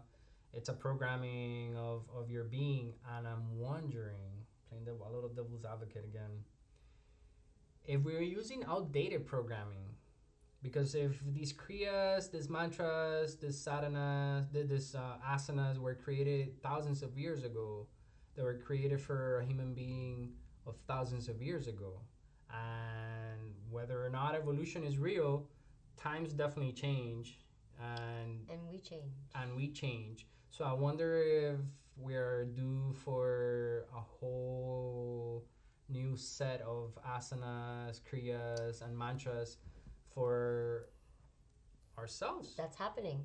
That's actually happening. Well, first, I'll share some information. Asanas, like the actual physical yoga practice, was only created about 100, maybe 120 years ago. And it was created and it was created so that we could sit in stillness longer, so that our body wouldn't hurt as much. So yoga asanas, like hatha yoga and these practices, they're only 120 years old? No way. I thought they were older. I thought the whole yoga teachings and practice. Yoga has been around for thousands of years. Okay. Because the actual yoga is like the unity of the mind, the body, everything. And before the actual physical movement came about, it was a very yin practice, which is stillness. Right? It wasn't until the last 120 years ago that the yang part of it, the physical aspect of it, because the monks were realizing that their bodies were hurting sitting for hours on end in this position. So they're like, what do we do to allow our bodies to be able to sit longer? So they came up with the physical practices. Interesting. Nice. And then, yes, I do believe that things are evolving, in the sense that, remember how we were talking about there's many paths, there's many truths, right? Well, if you think about it, if you look at the yogic tradition, the Hindu tradition, they believe that yoga is the path to enlightenment. And then you go to other, like the indigenous cultures, you know, like with ayahuasca and plant medicine, they feel that that is the path to enlightenment, right? And I feel that, and then like there's like with hypnotism, you know, like going under hypnosis and like meditation and all these things. And I feel that yes, there's a way to reach enlightenment through all of those different ways. But I feel that right now, where we are in time, what's happening is that all these paths that lead to truth are starting to tantrically interweave. Like, I don't know if you've noticed, but you know Manny and his mushroom ceremonies? Do you know Manny? Dreams through journeys through dream time? Not sure. Well, I've been to his ceremonies, and in his ceremonies, in the middle of ceremony, he will get everybody to stand up, and we start doing breath work and kriya work and movement. Oh, nice. Right? And that you're already in a heightened state because of the medicine, but now you're consciously using your breath because, dude, you don't need plant medicine to reach states of DMT, because I do that on my own through sadhana, just through breath work. But now when you're combining the two, now you're bringing yourself to another higher state of consciousness, you know? So I feel that is the evolution, that we're going to bring yoga and breath work and kriya with plant medicines and like healthy conscious eating, all that stuff tantrically. Yeah. And new modalities will be born. Yes, exactly. Even dance and singing, you know, all that stuff is going to tantrically. And I use the word tantra because tantra, it's another way of yoga. Yeah, and what tantra means is consciously weaving different modalities together, like different forms together. So to me, that's why I use the word tantra, is because yoga, breathwork, kriya, plant medicine, all these things are going to start weaving together in a very like organic way, that it's going to lead to different the newer heightened stances of consciousness and healing and expansion of life. I don't remember exactly who it was. It might have been. I don't remember exactly who it was, but they were speaking about how there's a shift happening energetically in the world, and we're seeing it two ways. We're seeing how the materialistic aspect of the world is kind of shifting from the U.S. to China in some way, or the Orient, right? And then the spiritual nucleus of things is kind of shifting to over here. There's like a swap happening. It's like the hemispheres of the brain of the earth are kind of like swapping, where China and India used to be the more spiritual centers of the world, and now they're being the more manufacturing centers of the world. And this hemisphere, or by hemisphere I don't mean north and south, I mean east and west, is becoming now the more spiritual, where like I feel there's like a revitalization or a second coming of like Native American spiritual energies, and that sort of shift is happening, and it goes hand in hand with what we were talking about, because I feel like a new way has to be developed for that, and I feel it is being developed, and more we see the spiritual communities everywhere here in the US and this whole hemisphere activating more and in new ways, and festivals and this and that.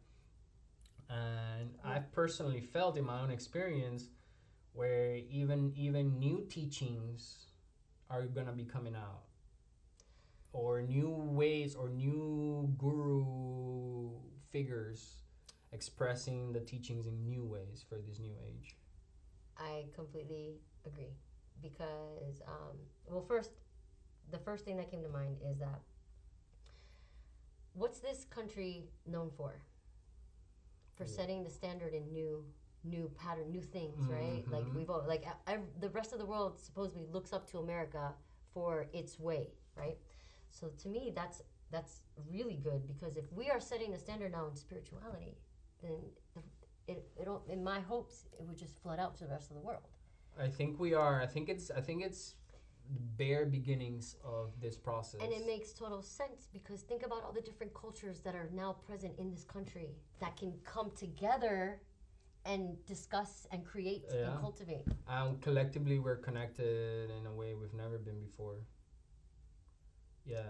So that can be seen. Mhm. What's happening can be seen now everywhere in the world. And the fact that we live in America, man, you know, This is America. this is America. America. America. Yeah, with all the good and the bad, but Yeah. it's still America. Mhm. You know, planets have, you have a natal chart. You know, countries have natal charts too, right? Oh, interesting. Yeah, so do businesses and everything that has a inception point has a natal chart. Oh, And you wow. can run astrology to it. Oh my, you know what? Yeah. That's very interesting. So America, the birthday, when is it? When's America's birthday? July 4th. July 4th, yeah, my bad. Yeah, so America is a Cancer. Oh, shit. Yeah, so Cancer is home, is feeling comfortable. So no The wonder American dream. everybody comes to America. America accepts everybody, as long as you do it the right way and you're not jumping borders and shit. But America will accept you. It's super interesting, right? And the moon is in Aquarius, which is very futuristic, and Aquarius is about uniqueness, uniqueness in social environments, and supposedly Benjamin Franklin was an astrologer, and he said, let's not sign this today, let's sign it 2 days from today, so that the moon is not in Capricorn, because Capricorn's very strict and rigid, and it's a different vibe, completely different vibe. So supposedly they wait a couple years. You know where America's Pluto is at 28 degrees of Capricorn, and Pluto is at 24 degrees of Capricorn right now. It just went direct. So Pluto is going to Pluto's return for America. When? In the next year or so. Yeah, within the next 8 months or so, Pluto will hit America's Pluto. So Pluto will have gone around the whole zodiac one time since America was born. So wow, how many years did that take? 100? 240 something years. Wow. Or over 200 years. Wow. Yeah. So big changes are coming for America, and we're all feeling it. Yeah, collectively in America and in the whole world, but here we're feeling, and it's coming. You know, and Pluto is death, rebirth, power. Yeah. So power structures, because Capricorn is structures. Power structures are changing, and we're feeling it. So it's a major thing that's happening for this country in the next. Makes sense. Look at the major systems that we've been under for so long are starting to crumble. And how crazy it's been the last few years. You know, same thing as I was telling you earlier. Like when we're reaching the peak of a transit, astrological transit is when things get most intense, and then at the peak, it's just like a new process has started. Yeah. So the end is the beginning. So as we're ending, we're also beginning. And in some way, just tiny, just keep tiny. And in some way, that is related to that feeling I was expressing earlier of things playing themselves backwards and forwards at the same time. Well, it's the human mind that likes to think as time is linear, you know? Like, what if these things they're existing at the same time, just on different timelines? Yep. Yeah, for sure. I was gonna say that earlier.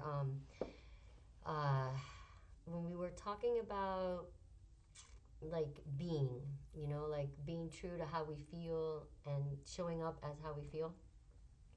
That's something that I know that I do practice a lot. In the sense that, you know, I see people tell me that I always look different because I always have a different look. Like I'll either have like, you know, like a yogi look going, or a hip hop urban breaker look going, or, you know, like all different stuff. I wear very many hats, you know, and that just came up. I don't know why I just brought it up now, but that's just, and then it makes me feel that like I may be doing this right now, and I have a thought, like a vision of me doing something else, but that vision is actually me in a different timeline already doing what I could see myself doing. You know what I mean? Yeah, I just. Yeah, for sure. Time's not linear. Yeah, Seven Bowmore says is a circle. Time's a circle, and that our ancestors, they're not in the past, they're in the future. Because they're us. Because they're us, and we're going towards them. Yeah, that's a trippy way of looking at time. Yeah. And it makes a lot of sense. It really does. Yeah, we have no idea what the fuck is going on. And it gives me as much peace as it rattles me up. The rattling, I believe, is the sense of that we want to control everything. So once we can release that sense of control, and look at what it says for me, like to just go with the flow, follow the heart, you know, that's when, honestly, since I started really following my heart and following my intuition, that's when doors have started to open for me, and things really started to unfold in my path. You know, like look at, now I'm in Delray Beach, you know, and just, little by little. I feel the same way. I've developed major trust in the universe, and as hard as some days are internally, and the experience may be a quote-unquote negative one or low vibrational one, which are all experiences are necessary. As much as those come and go, there's always this underlying trust that we're held.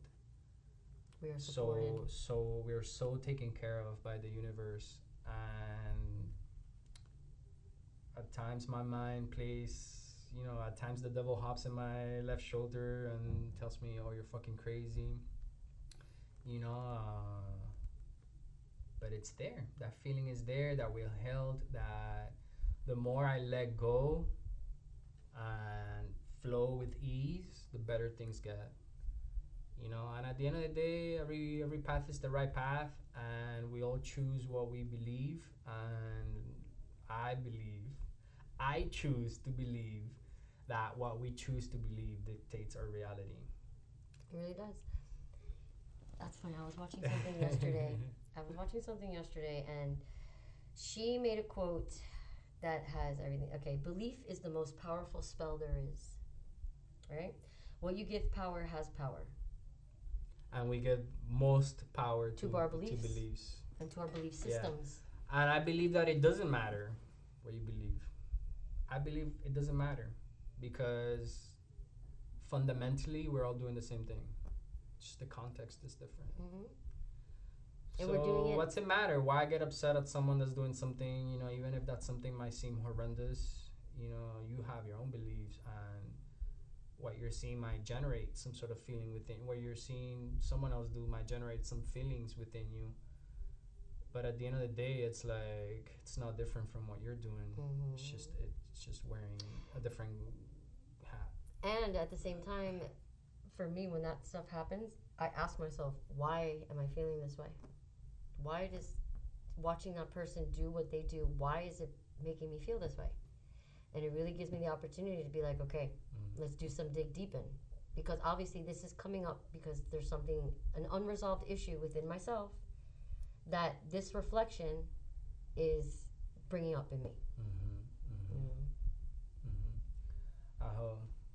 Opportunities. Every moment it's an opportunity to go discover ourselves more deeply. In order to expand. In order to expand. Expansion. Coming to you January 22nd. Yeah, baby! 2022! 2022. It's crazy. Yeah, I do it. Right? This year's been like... Yeah. I can't believe we're already... October. Right. Jeez, man, yeah. Yeah, once Halloween's here, the holidays start to fly by. Oh, that was... I'm like, what happened? I'm like, it's you. I was being super loud. Yeah, it's because of the... Saturn has been greatly aspected by Uranus this year. It feels like time has felt very different than other years. That it has. Okay, I need to use the restroom and stuff. Okay. Why don't we call it? Okay. And we'll continue this conversation off camera. Okie dokie. And I think we dropped some really nice gems here. Oh my God, totally. So once I'm fully settled I'm gonna start making highlights from all the podcasts from last week and this one. I'll send you some stuff. Sweet. It's amazing. Awesome. So thank you, Epiphany, for coming over. Thank you and for hanging having out me. and talking about some nice things. Yes, and most definitely. Real talk. Real talk. This is real talk. This is where it's at. Yeah, you called it real talk. Real talk. This is where it's It at. got real about some nice things. Mm-hmm. Much love, guys. Nice talking. Ciao. Ciao, ciao. Ciao, ciao.